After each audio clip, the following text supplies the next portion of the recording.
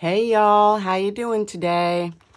So I did a second batch of the RIT dye sprayed paper because I didn't get a lot of wrinkles like I normally do when I dye coffee dye or tea dye paper or any other paper that I use to dye when you crumple it up. I didn't get the wrinkles that I was hoping for in the first batch, and I'm thinking it's because I just put it in a pan and then I sprayed it with water and then I sprayed the RIT dye. But these here, I actually submerged them in coffee and I let them sit for like a half an hour because the phone rang and then I got busy and then I forgot they were in there. So there is a lot more wrinkles in these, but on some of them, and I did tear it because it sat in the I wasn't being very careful when I took them out.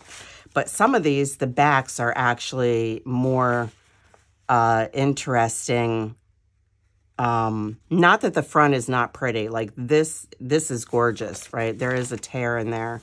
But some of these backs are just gorgeous. And I got another tear here. I was so not careful. I was trying so hard to be careful, y'all, but I'm still a little under the weather.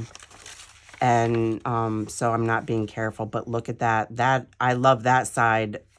I like this side. It's pretty, but I love that side. That side is just awesome. And these are so good for background pages. I got another little tear there.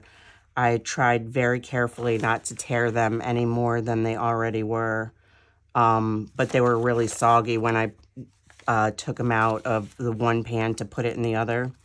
And look at that. That looks kind of crystallized. I don't know how well you can see that in the camera, but right here it's kind of crystallized. And I think that's probably from the coffee itself. Same with right there.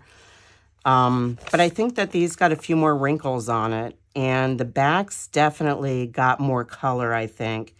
And I think that's because that they were completely soaked through and through. Look at that. Isn't that just gorgeous? And there's no rhyme or reason to any of the colors that I put on there. I just put all the colors on my desk and I just randomly picked them up. I can tell you though that this one is definitely denim and teal and probably purple with maybe a little bit of orange in there. But I think that orange would have been from just the sludge on the bottom of the pan. But look at that. I'm going to have to very carefully scan these so I can share them with you guys because these are just too pretty to keep all to myself. Look at that. Would you? Oh, that looks like a bat. Okay. And purple happens to be my favorite color, and I tried really hard not to use I tried really hard to not use purple in absolutely every single one of them. So I did label my spray bottles, but I made it so the bottles, the label was pointing away from me. Here's some more of that crystallized there and another tear. We're going to have to do lots of repairing.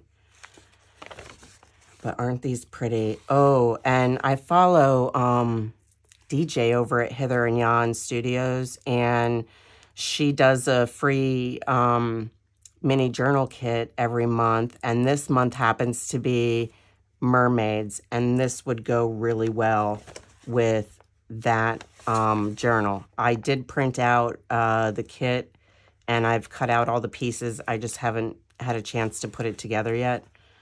And again here, so there is a lot more wrinkling, and there is a lot more like, so when you crumple it up, whatever is sitting on the bottom is where all the wrinkles are more magnified, right? And so these just came out.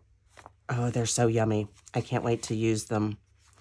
But they're definitely going to need to be scanned. But they definitely have more wrinkles in them than the other ones. So I think in the future, going forward, doing this again, I would definitely let them soak in solution of some sort, even if it's just plain water, but just get it wet enough so it's soaked through. This is so pretty. Gosh, I could just eat this up. And look at that. Yeah, this is definitely coffee color right here.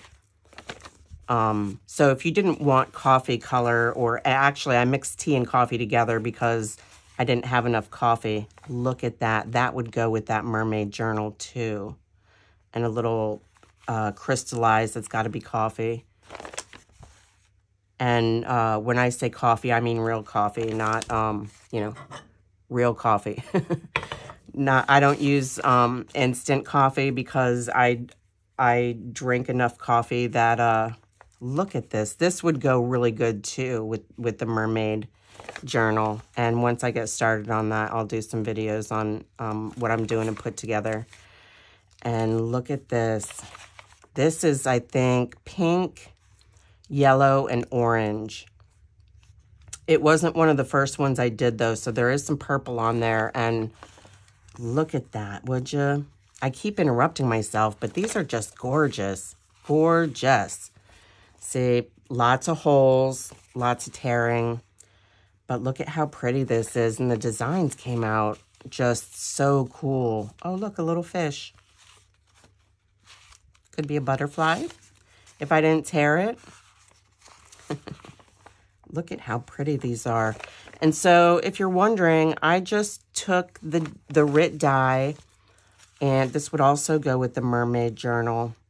Well, maybe it's more bluish, but there is blue in here, so that would go too. That's the part that I think is so cool on these.